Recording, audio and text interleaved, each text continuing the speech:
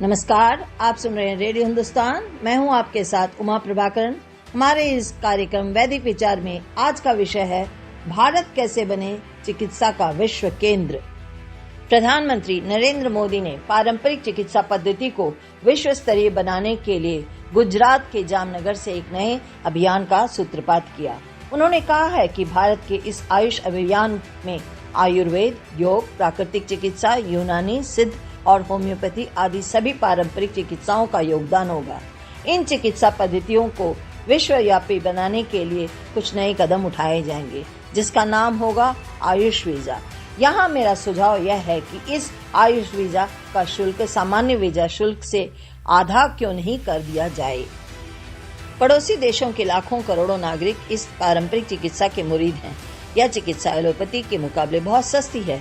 इसका लाभ पड़ोसी देशों के मध्यम और गरीब वर्ग के लोग उठा सकें, इसका इंतजाम भारत सरकार को करना चाहिए।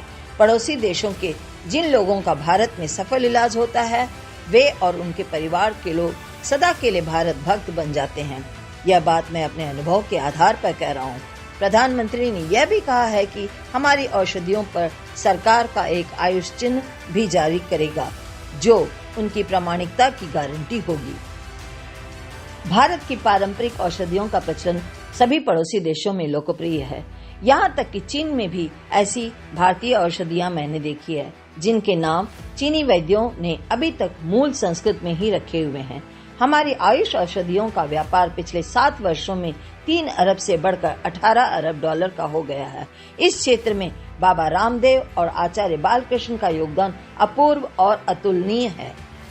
यदि केरल की तरह भारत के हर जिले में ऐसी पारंपरिक चिकित्सा केंद्र खुल जाएं, तो भारत की आमदनी खरबों डॉलरों तक पहुंच सकती है।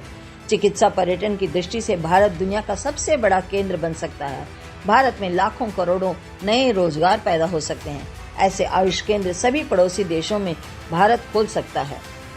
7 साल बीत रहे हैं, लेकिन जो काम अभी तक अधूरा पड़ा हुआ है, सरकार उसे भी पूरा करने की ठान ले तो सारे विश्व में भारत का डंका बजने लगेगा।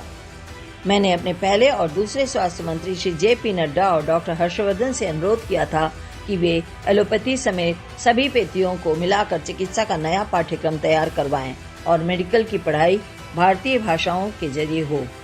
यदि ऐसा हो जाता तो चिकित्सा विज्ञान में एक नए इतिहास का सृजन होता और विश्व में भारत का झंडा फहराने लगता। इस समय सारी दुनिया में चिकित्सा के नाम पर चलने वाली भयंकर लूटपाट से परेशान है। यदि भारत समग्र चिकित्सा पद्धति का विकास कर सके तो दुनिया के दीनहीन लोगों को उसका सबसे ज्यादा फायदा होगा। आज के इस महत्वपूर्ण वैदिक विचार के लेखक अंग्रेजी हटाओ के कर्णधार भारतीय विदेशी नीति परिषद के अध्यक्ष डॉक्टर वेद प्रताप वैदिक जी हैं। अब अनुमति दीजिए उमा प्रभाकरन को फिर मिलती हूँ आपसे। तब तक करते रहिए काम और सुनते रहें रेडियो हिंदुस्तान।